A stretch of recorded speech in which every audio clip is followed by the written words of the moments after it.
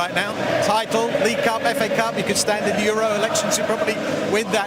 How does that feel? And sum up this achievement for Manchester City.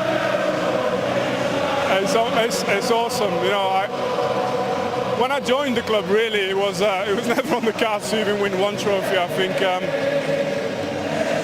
actually beating Rio's team in the semi-final, Man United, was what started it off for us. That's how we started believing that we could win trophies. And we're 12 trophies deep now in less than, what is it, 7 years, 8 years. It's exceptional. You describe this City side as a pack of wolves, relentless, ruthless. We saw that here today.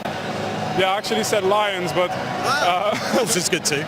No, you know, I mean, I feel as well like we ought to be humble about it, because so much hard work goes into it, and the moment that you feel like you're on top of the world, someone else is coming to take your place, and we were damned to compete again, and we've achieved something exceptional, something never done before. Well, I can see they're creating a podium behind us and the players are celebrating. Give us just a line on your future now. What happens next season for you?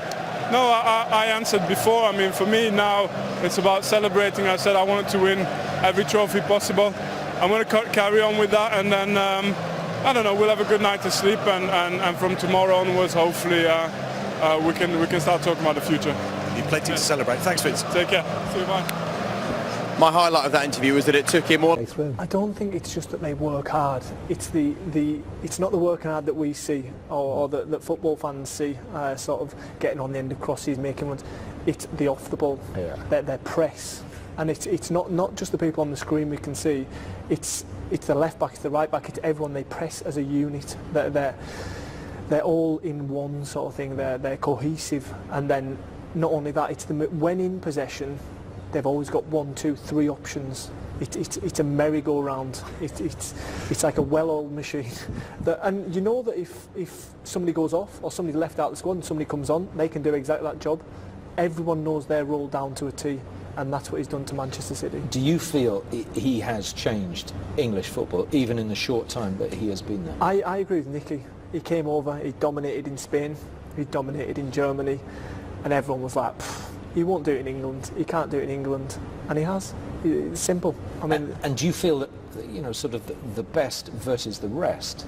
I mean, when, with all due respect to a Brighton side that's never likely to go and beat Manchester City home and away, although you'll get decent results every now and again, the likes of anyone in that bottom half of the league, or maybe outside the top 6, the gap is now enormous compared to the quality that Guardiola's brought to that Manchester City side. Yeah, there seems to be one kryptonite in the Premier League, doesn't it? And that seems to be Liverpool. That seems to be the only team that can go toe to toe with them and realistically believe that they can win. We watched Crystal Palace win up there, but it was a real shock. Everything needs to come together on the afternoon for a lesser team to win at the Etihad, and it's a pretty scary place to go. But saying that as well, it's exciting. I mean, look at the teams there. You were saying before that City got the Europa Cup, and then you got the Champions League. The top 4, Man City haven't made that. We're in a fantastic position. And don't kid yourself. I know you're putting yourself down a little bit with that. The Premier League is a difficult, hard slog all the way through it. It's not an easy thing for them to do what they do. It's difficult. Going to Brighton, go to Burnley, going to all that, but then all of a sudden we see the top 4 which are in Europe now. We're in one of the best situations we've been in for a long time for English football. I think people questioned his buys when he first brought them in, like Silva, Bernardo Silva, and others, that they wouldn't reach the physicality of the Premier League or the demands of the Premier League week in, week out. Like Nicky says, going away to Burnley, away to Brighton, places that aren't glamorous, that you don't really want to go to, the Tuesday wet nights at Stoke and things like that. Yeah. But he's got them playing. Everyone questioned if these nice, gifted footballers could produce in the west of the north. It's a different type of footballer. You look at a Mourinho Manchester United, which was huge and imposing with Fellaini there and Pogba and whatever, but actually Pep Guardiola's got completely different, and they've shown it today in the way they've played. They just have mobility, agility. They think, they have speed, they have everything. Yeah. But they're a team. Now, I want to say something we might think I'm stupid in. They don't want that star in there. I don't think they need that at the moment. They work. It's all about the team. Not just the players what are there, everybody else. The first thing he did when he got there, it was getting this togetherness, everyone fighting for each other. And I'm talking about everybody. There's no little cliques anywhere in the dressing room. Everyone's together. And I'm talking all the staff. You know, and that's what it's coming out like. I don't think they need that star. I was tell a situation where my dad played, and they had the success they had is they were workmanlike, and they brought a guy, Rodney Marsh in. Now Rodney Marsh was a fantastic footballer, but it messed it up. I think every manager's probably got some shadow over him, and if anything, it's ridiculous to say that he's got a shadow over himself, but the fact that he comes to City, everybody presumes he comes to City to win the Champions League. But of course he's come and added something special. He's added the way they play football. They play football in a different level to what they did before he was here. Yes, he's won the domestic treble, but until he, and it's probably unfair to say, until he wins the Champions League, he's probably not considered a great, even though it's a cup competition with limited number of games, until he gets that here at City, he will probably feel it's still a little tiny bit of unfinished business. But what a team they are at the moment, and the trajectory they've gone on since he's arrived has been amazing. You're absolutely right, Steve. I think it's the owners as well. The owners, they want the Champions League. Whilst they're going to keep picking up domestic trophies. There's no doubt about that. There's such a good squad. You know, they might not do the treble next year, but I think they're close again with winning the league. Probably the FA Cup again, but it's the Champions League where all the energy will focus on that for next year. And they will improve their squad again. It's frightening to think that they're going to improve this squad, and they've got the money to do so. Now, you know, they've got situations off the pitch with UEFA that might change that. But if you're Man City, you're probably going to go and buy now. Where do you improve then? Well, we were speaking.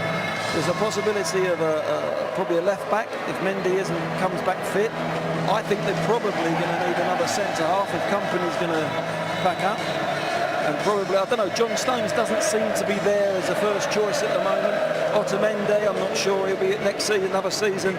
So I would have said centre half and probably a left-sided fullback to dovetail for a long, hard season. I think the scary thing about this at the moment for everyone else is that this isn't just about the first 11 or the squad that we see on the TV every week. This place has been built from the basement up. The foundations of this football club are seen in unbelievable condition now, from where they came in, the owners, to where they are now, what they've built in terms of the training ground, the stadium, Etihad, and all the youth programme that they've got and the underbelly that they've got coming through. Phil Foden, I think, is a start of that to come through. And also, Rio, what the owners have done, the praise that they should be given, what they've done for the community as well. Yeah, exactly. It's not just the football side, they've done a lot for the community there in Manchester. And I tell you, Man United have got a massive battle on their hands to, you know, there's a new guard of honour here in Manchester. And listen, when that money was injected into the club, I was at United and we were looking over the way thinking, what's going on there? We thought this was flyby at Manchester United. Yeah. This will be a bit of money, come and go. Part of an FA Cup final, but it's always difficult to leave without the trophy, and for it to end the way it did here today, I imagine there's a lot of hurt in that dressing room right now. Yeah, in this moment everybody is really sad, but we knew before the game you have to play the perfect game.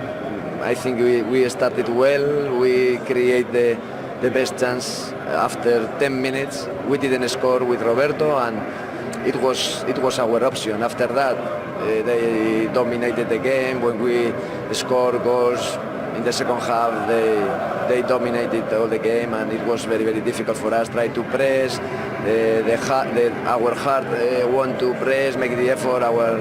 And we couldn't do it better, and I think they were better. Congratulate for them, and we'll try it in the next time. Yeah, you did start very well in the game, had chances like you say. Was it a fact that you needed to take those chances because you always know that Manchester City have so much danger? Yeah, maybe scoring that chance, you have any opportunity to get something at the end, but if you don't do it, you know, after they are really good. They are able to find the spaces. In the first half, I think we defended better, closing the spaces, but in the second half was impossible. How difficult is it playing against a team like Manchester City, despite your fans singing for you the whole way through the game, to keep a positive mindset in a game like that? Yeah, it's something amazing for us. We have the support of our fans all the season, today as well, after losing today again, and it's something amazing. And I only can say sometimes you have to lose to win in the future, and we'll try to do it in the next time. Well, it's been a fantastic season. I'm sure you'll look back on it with pride. Thanks for speaking to us, Javi. Thank you. Thank you very much. Yeah, he's done a terrific job, but as I guess Elton John might say, I guess that's why they call it the Blues. They certainly came up a very good Blues team today. But they're still standing. They are. And you know, they shouldn't.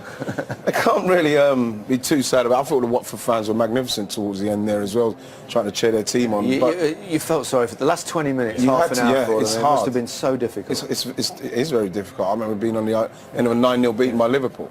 But like for the fans here, they can't do anymore. They come up against the very best. And they had their chances, and the crucial one, certainly the one at 0-0, Pereyra, could have made such a difference. Yeah.